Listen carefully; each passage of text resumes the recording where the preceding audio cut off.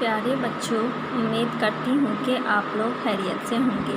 آج میں آپ کو سبق نمبر 11 پڑھاؤں گی اور سبق کا نام ہے انوکھی بڑی بی، یعنی کہ بڑی بی انہیں کہا جو ہم اپنے سے آپ سے بہت بڑی ہوں۔ اب چلیے اس کی کہانی میں سناتی ہوں۔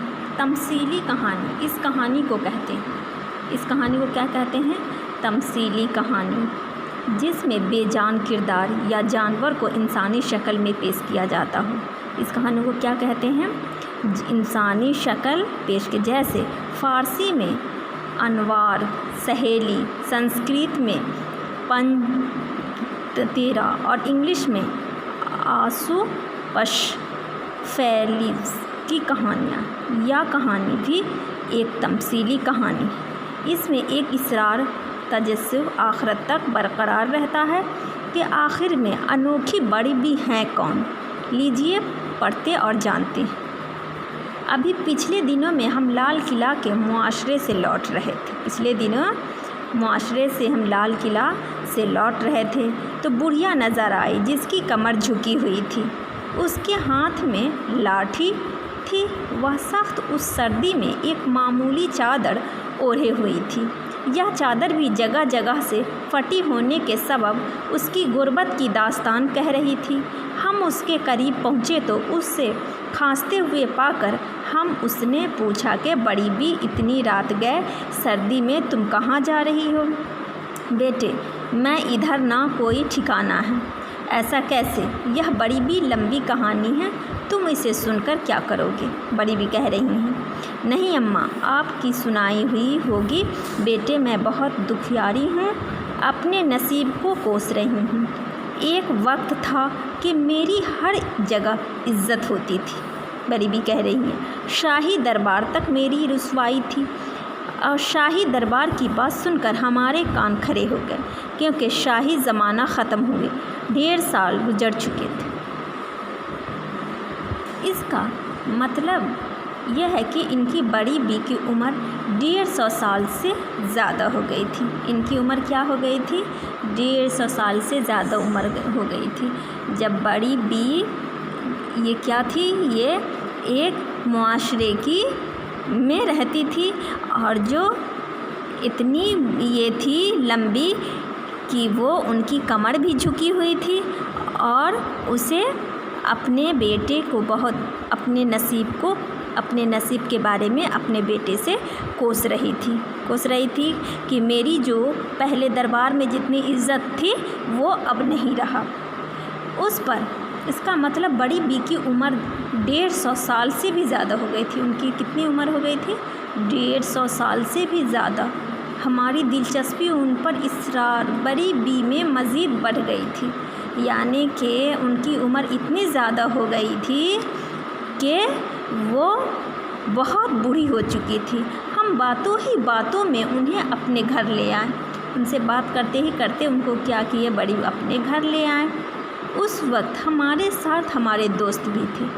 کون تھے میرے ساتھ؟ میرے ساتھ وہ دوست بھی تھے۔ ہماری بیوی منتظر تھی، کیونکہ معاشرہ ہر سال دیر رات تک ختم ہوتا تھا۔ جو مشاعرہ جو ہوتا تھا وہ ہر سال دیر رات تک ختم ہوتا تھا۔ تو گرم چائے ہماری تو واضح ہوئی، تو ہر سال ہمارا کوئی نہ کوئی دوست ہمارے ساتھ ہوتا تھا۔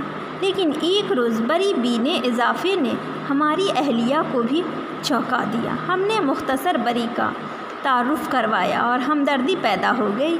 بڑی بی کو اندر کے ایک رضائی لا کر دی، ان کے لیے ہیٹر جلا دیا۔ ہمارے بچے بھی جو ان میں سے ٹی وی سے چپکے بیٹھے رہتے تھے، ہمیں دیکھ کر قریبی بن کر ہمارے پاس آ گئے۔ بڑے اشتیاق سے ان کی بڑی بی کو دیکھنے لگے۔ انہیں یہ چاند کی بڑھیا سے کم نظر نہ آئے، کیونکہ ان کے سنہرے بال ان کے چاند کی بڑھیا ہونے کی گواہی دے رہی تھی، بلکہ ان کے بال جو تھے وہ ایک دم سنہرے رنگ کے تھے۔ انہیں یہ چاندنی کی بڑھیا سے کم نظر نہیں آ رہی تھی، مطلب وہ چاندنی سی نظر آ رہی تھی، کیونکہ سنہرے بال ان کے چاندنی बुढ़िया होने की गवाही दे रही थी। उनका बारीक नाक नक्शा, पतले पतले होंठ पिचके हुए थे, मगर यह कशिश गाल जिनमें दो बड़ी बड़ी काली आंखें अपना फसाना खुद कह रही थी कि हाथों पैरों और चेहरे की झुर्रियाँ उनकी उम्र का पता दे रही हैं। इतने खूबसूरत थी कि वो कह नहीं सकते कि जैसे कि कोई फसाना ही हो। उनकी कमज़ोर टांगें और हाथ उनकी तहीफ़ी की दास्तान कह रहे थे कि बालों की सफ़ेदी में एक ख़ास किस्म की चमक ने बड़ी को भी तक को परकशिश बना दिया हुआ था। थोड़ी देर में हमारी मोहतरमा सब के लिए चाय बनाई।